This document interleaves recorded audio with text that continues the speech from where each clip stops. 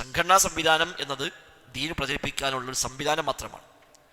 ഒരു സംവിധാനത്തിൽ മെമ്പർഷിപ്പ് എടുത്ത് അതിനൊപ്പം നിന്നു എന്നതുകൊണ്ട് മാത്രം ഒരാൾ ഹക്കിൻ്റെ ആളാവണമെന്നില്ല. അതിൽ നിന്നില്ല എന്നുകൊണ്ട് മാത്രം ഒരാൾ തെറ്റായ വഴി സ്വീകരിച്ച ആളാവുകയുമില്ല. അത് സംവിധാനം മാത്രം. നമ്മുടെ നാട്ടിൽ കുറേ കാര്യങ്ങൾ നമ്മൾ സ്വീകരിച്ചു പോകുന്നത് ഈ ഒരു സംവിധാനമാണ്. എല്ലാ നാട്ടിലും ഇങ്ങനെ ആയിക്കോളണം എന്നില്ല. ഇവിടെ എല്ലാവർക്കും സംഘടനകളുണ്ട്. ഇവിടെ മുസ്ലിമീങ്ങൾക്ക് മാത്രമല്ല, മറ്റു മതങ്ങൾക്ക്, രാഷ്ട്രീയ രംഗത്ത് ഒക്കെ പൊതുവെ ഇവിടെ നമ്മുടെ നാട്ടിൽ സ്വീകരിച്ചു പോകുന്നത് സംഘടനാ സംവിധാനങ്ങളാണ്. ഇവിടെ ശിർക്കും ഖുറാഫാത്തും പ്രചരിപ്പിക്കാനും സംഘടനയുണ്ട്. അത്തരം ഒരു സാഹചര്യത്തിൽ നമ്മൾ മാത്രം സംഘടന വേണ്ട എന്ന് പറഞ്ഞ് പോയി കഴിഞ്ഞാൽ ഉണ്ടാവുക ഈ എല്ലാ നന്മകളും മുടങ്ങൽ മാത്രമാണ്. എന്നുവെച്ചാൽ ഇവിടെ ആർക്കും സംഘടന ഇല്ലാതിരിക്കാം. ഒരാളും സംഘടന ഉണ്ടാക്കിയിട്ടില്ല. ഇവിടെ ശിർക്കും ഖുറാഫാത്തും ബിദഅത്തും ഒന്നും പ്രചരിപ്പിക്കാനും സംഘടനയില്ല. എല്ലാവരും സ്വതന്ത്രമായി ജീവിച്ചു പോകുന്നു എങ്കിൽ ഒരു സംഘടന അത്ര തന്നെ നിർബന്ധമാണ് നമുക്ക് പറയേണ്ട കാര്യമില്ല. എന്നാൽ നമ്മുടെ നാട്ടിലതല്ല. ഇവിടെ ബാക്കി എല്ലാവരും സംഘടിക്കുകയാണ്. എല്ലാവരും ആ നിൽക്കാണ് മുന്നോട്ട് പോകുന്നത്. അവിടെ സംഘടന പാടില്ല എന്ന് പറഞ്ഞ് നമ്മൾ വിളിച്ചിട്ട് പോയിട്ടുണ്ടെങ്കിൽ എല്ലാ കൈകളും മുടങ്ങാനാണ് അത് കാരണമായി മാറുക. മാത്രവുമല്ല, ഒറ്റക്ക് ചെയ്യുന്നതിനേക്കാൾ ഏറെ ധാരാളം ഖൈറുകൾ ഇത് വഴി ചെയ്യാൻ അവസരമുണ്ട്. അതുകൊണ്ട് ആ ഖൈറുകളെ കൂടെ കൂടുക എന്നാണ് ഇതോട് ഉദ്ദേശിക്കുന്നത്. അല്ല സംഘടന എന്തു പറഞ്ഞാലും അതൊക്കെ സ്വീകരിക്കുക, അത് ദീനെതിരാണെങ്കിലും സംഘടന പറഞ്ഞ് സ്വീകരിക്കുക എന്ന നയം ഇല്ല. അങ്ങനെ സംഘടന ഉണ്ടാകാൻ പാടില്ല. ദീനും സംഘടനയും എതിരായി വന്നാൽ ദീനാണ് വലുത്, സംഘടനയല്ല. അത് സംഘടന ഒന്നിച്ച് കൂടി ഇത്തിഫാക്കായി പറഞ്ഞാലും സ്വീകരിക്കേണ്ട ഒരു ബാധ്യതയും നമുക്കാർക്കുമില്ല. അങ്ങനത്തെ സംഘടന ഉണ്ടാകാൻ പാടുമില്ല. അല്ലാതെ ദീന് പ്രചരിപ്പിക്കാനാണ് സംഘടന. ആ സംഘടന ദീനേക്കാൾ മേലെ പോയാലോ ആ സംഘടന ഇസ്ലാമികമായ സംഘടന ആവുകയും ഇല്ല.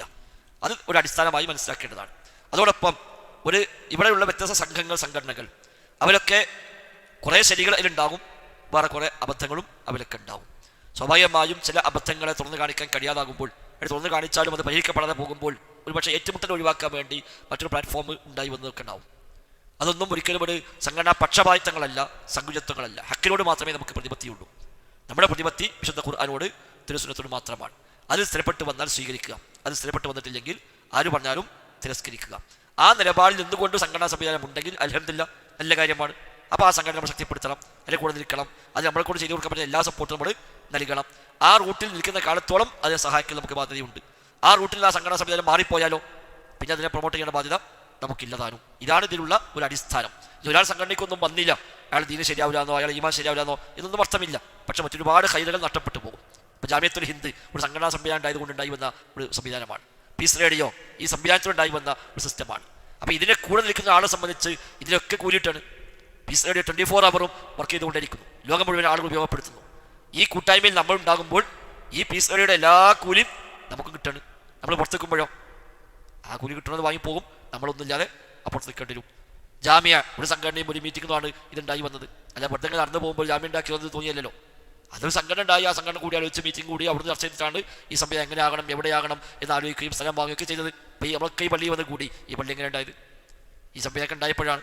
ഇതൊക്കെ കഴിഞ്ഞ അവസാനം പള്ളിയൊക്കെ ഉണ്ടായിട്ട് ഇവിടെ നിന്ന് ഇരുന്നിട്ട് എടുത്ത് തോന്നുകയാണ് സംഘടന ഒന്നും വേണ്ട എന്ന് തോന്നിയാൽ അയാൾക്ക് നഷ്ടം എന്നല്ലാതെ വേറെ ഒന്നുമില്ല. എന്നാൽ ആ സംഘടന ദീനേക്കാൾ അപ്പുറത്തേക്ക് പോയാലോ, ദീനിനെ മാറ്റി വെച്ചുകൊണ്ടുള്ള സംഘടന തീരുമാനം വരികയാണെങ്കിലോ അത് അംഗീകരിക്കേണ്ട ബാധ്യത നമുക്കില്ലതാനും. അത് പിന്നെയും അംഗീകരിക്കുകയാണെങ്കിൽ അതാണ് ആക്ഷേപിതമായ ഹിസ്ബിയത്ത്.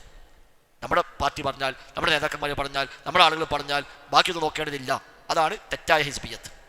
എന്നാൽ ദീൻ അനുസരിച്ച് നമ്മൾ സംഘടന പറഞ്ഞാൽ നമ്മൾ അംഗീകരിക്കുന്നു. ദീനെതിരായ സംഘടന പറഞ്ഞാൽ അവിടെ സ്വീകരിക്കേണ്ട ഒരു ബാധ്യതയും നമുക്കില്ല, സ്വീകരിക്കാൻ പാടുമില്ല. അവിടെ ദീനെയാണ് നമ്മൾ ബന്ധിക്കേണ്ടത്. ഈ നിലപാടുള്ള ഒരു സംഘടന നമ്മുടെ നാട്ടിൽ പ്രവർത്തിക്കുന്നുണ്ടെങ്കിൽ ആ സംഘടനയുടെ കൂടെ നിൽക്കുക, അത് സഹകരിക്കുക എന്നത് നമ്മുടെ ബാധ്യതയായി തന്നെയാണ് നമ്മൾ മനസ്സിലാക്കേണ്ടത്. അല്ലാഹു അഅലം.